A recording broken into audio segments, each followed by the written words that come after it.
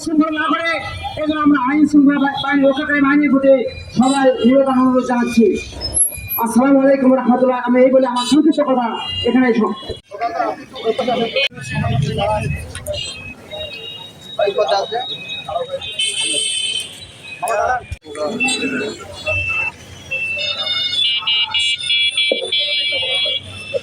জুলাই আন্দোলনের সোচ্চার এবং স্বদেশী পতনের ও অগ্রণী ভূমিকা পালন করেছে আবুল কালাম আজাদ ভাই এই মুহূর্তে কিছু বক্তব্য পেশ করবেন।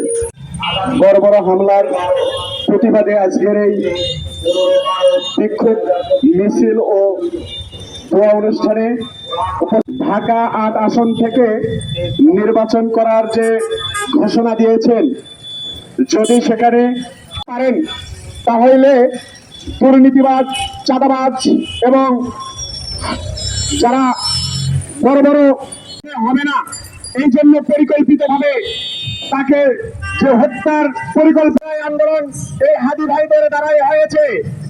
যদি ছাত্র জনতা এবং জুলাই যোদ্ধাদের উপরে আবারও কেউ বর্বরভাবে হামলা করার চেষ্টা করে, বাংলাদেশে আরো একটি জুলাই আন্দোলন গড়ে তুলতে ছাত্র জনতা কখনো পিছপা হবে না। গুলিবিদ্ধ করা হয়। আপনারা জানেন জুলাই আন্দোলন ছিল সর্বস্তরের মানুষের, কৃষক, শ্রমিক, জনতার, ছাত্রদের, দল মত নির্বিশেষে সবাই অংশগ্রহণ করেছিলাম।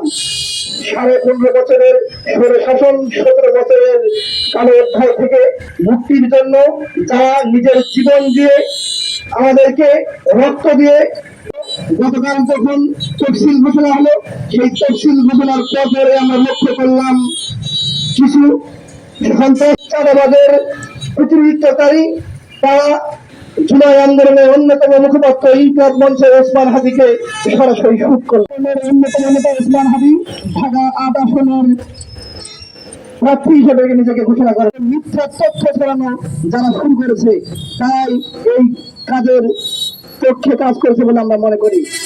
যেহেতু এখন পর্যন্ত উদ্ঘাটন হয়নি, কে করেছে এটা, তবে আমরা বর্তমান অন্তর্বর্তী সরকারকে আহ্বান করব দ্রুত সময়ের মধ্যে তদন্ত করে এই হামলার কারা সহযোগী, কারা এই পরিকল্পনা করছে, এরা কারা এই শুট করছে, তাদেরকে যেন অতি দ্রুত সত্তর গ্রেপ্তার করা হয় এবং আইনের শাসন প্রতিষ্ঠা করে সামনে যে নির্বাচন, এই নির্বাচন যেন গণতন্ত্রের পক্ষে মাইল ফলক হয়ে দাঁড়ায়, এই কামনা করি এবং ওসমান হাদির দ্রুত সুস্থতা কামনা করেই আমি আমার বক্তব্য শেষ করছি। আসসালামু আলাইকুম। ওসমান হাদি ভাই গতকালকে তার এই ঘটনা সবাই দেখছেন এবং বর্তমানে উনি আইসিসির মধ্যে আছেন। আমরা দোয়া করি আল্লাহ পাক রব্বুল আলামিন তাকে যেন পুরোপুরি সুস্থতা করে।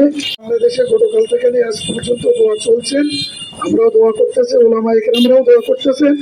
আমরা এরকম ছেলে আমরা মাঠে চাই, কথা ঠিক কিনা বলে?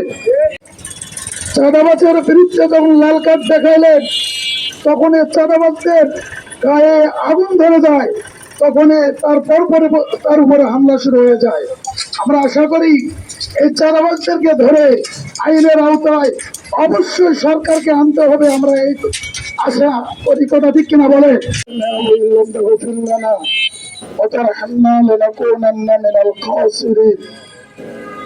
ربنا إنك جامع الناس ليوم لا ريب فيه إن الله لا يخلف الميعاد।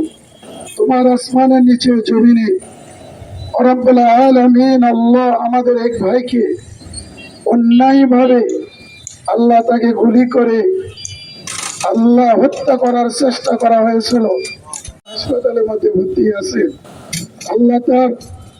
আল্লাহ নেক হায়াতের জন্য রব্বুল আলামিন আল্লাহ আমরা তোমার দরবারে দুইখানা করে হাত তুলেছি। রব্বুল আলামিন হাদি ভাইকে তুমি সুস্থ করিয়া দিন, আল্লাহ হাদি ভাইকে তুমি সুস্থ করিয়া দিন, তার পরিবার, তার আপনজন, আল্লাহ সবাইকে এই মুহূর্তে ধৈর্য ধারণের তৌফিক দান করুন।